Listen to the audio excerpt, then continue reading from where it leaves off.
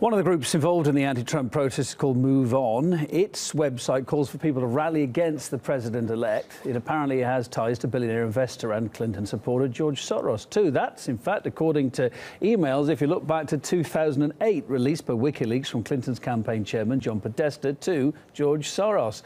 In fact, they gave tips on how to steer American voters. For example, financing groups operating at campaign rallies. Move On was among them. Here's Gani Chichikam.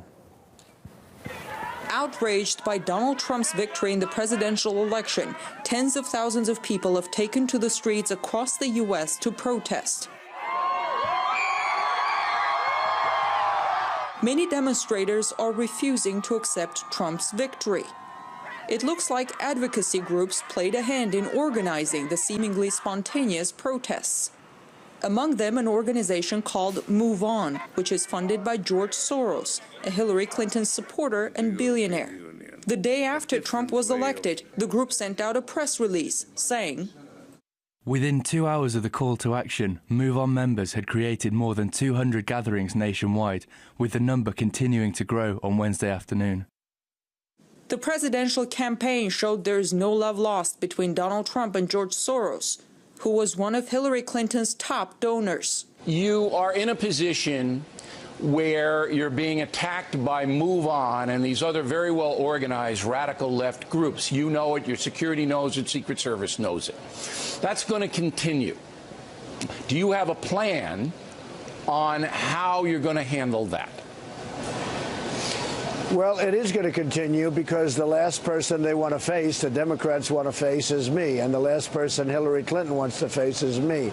That was during the election campaign. But apparently Trump's victory in the election didn't stop the Soros organization from campaigning against him. Those who are stirring it up, and they do, many of them work for George Soros's front organizations, are really telling those innocent protesters and perhaps less innocent protesters that they're in danger, that they're endangered by Trump, even though Trump has done nothing but preach unity since he actually won the elections. In essence, what the opponents of Trump now are doing is exactly what they accused him of planning to do if he lost, which is disputing the results of an entirely fair election. It's an election where they've had all the media power and more of the money, and yet they've lost to him and to the voice of those ordinary people in the American shires who are normally ignored and forgotten. George Soros is known for stirring up anti-government protests in other countries, and it looks like the upcoming Trump administration might see a few.